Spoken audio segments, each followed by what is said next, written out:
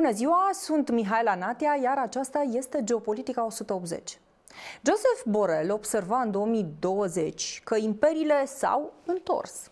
Formula aceasta surprinde mai mult decât o metaforă. Ea indică revenirea unor personaje politice, a unor reflexe de putere și a unor imaginaruri geopolitice care aparțin mai curând secolului al XIX-lea decât lumii postmoderne. Trăim într-o epocă tehnologică, digitală, post-adevăr. Dar tot mai des suntem conduși sau influențați de lideri care gândesc în logica veche. Sferă de influență, dominație, prestigiu personal, refacerea granițelor, mitul vârstei de aur, cultul forței și al ierarhiei. Donald Trump este, din această perspectivă, una din figurile cele mai controversate ale acestei reveniri. El nu este doar un lider populist al secolului 21, ci un personaj care pare desprins dintr-o epocă imperială, lipită din fragmente istorice.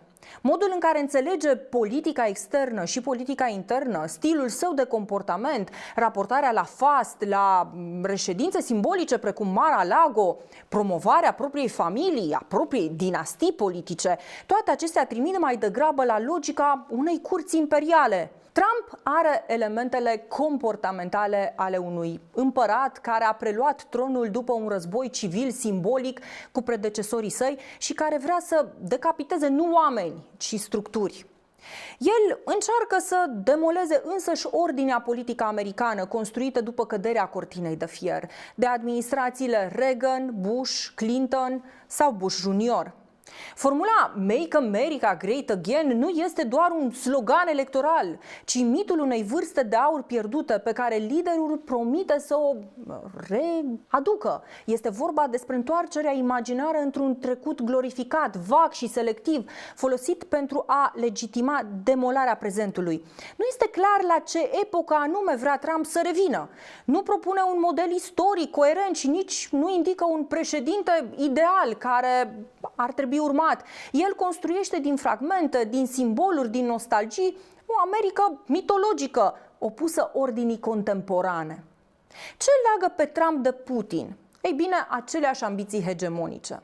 Și aici avem o revenire la gândirea imperială, obsesia pentru gloria pierdută a Rusiei, pentru refacerea puterii statului, pentru un centru care decide totul și pentru un lider care se confundă cu destinul unei națiuni. Putin nu conduce doar un stat, el are destinul poporului rus pe umeri, pentru care încearcă să reînvie logica imperiului. În această viziune, vecinii devin periferii, zone de influență, teritorii asupra cărora imperiul trebuie să-și exercite puterea.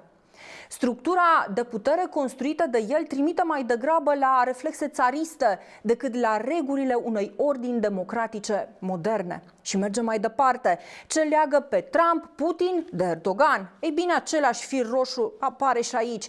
Și aici vedem revenirea unei logici imperiale într-o variantă neo-otomană. Gloria trecutului, liderul puternic, centrul care iradiază autoritate și ambiția unei Turcii care nu se mai mulțumește să fie doar un stat regional, ci vrea să devină un pol de putere adevărat. Puterea se concentrează în jurul liderului. Instituțiile gravitează tot mai mult în jurul voinței sale, iar vecinătatea devine nu doar un spațiu de cooperare, ci un teren de influență și de proiecție strategică sub cupola filozofiei de securitate Patria Albastră. Și în final ajungem la Xi Jinping. Și aici vedem revenirea unei logici imperiale, dar într-o formă mai disciplinată, mai rece și mai strategică. Gloria civilizațională, liderul care concentrează autoritatea și un stat care nu se vede ca actor la fel ca alții, ci vrea să conteze sub aspect tehnologic și istoric. Puterea se concentrează și aici în jurul liderului. Instituțiile gravitează în jurul voinței sale, iar proiectul politic depășește simpla administrarea prezentului. Este vorba despre restaurarea măreției Chinei și reafirmarea ei ca un pol major de putere în ordinea mondială. În această logică, vecinătatea, mările, rutele comerciale și chiar ordinea internațională devin spații în care China nu doar participă, ci își revendică centralitatea. Așadar, imperiile revin. Marii hegemoni își dispută și, în timp ce vă uitați la această emisiune, puterea prin conflictele internaționale, iar imperiile sunt conduse întotdeauna de împărați, de autocrați sau de despoți.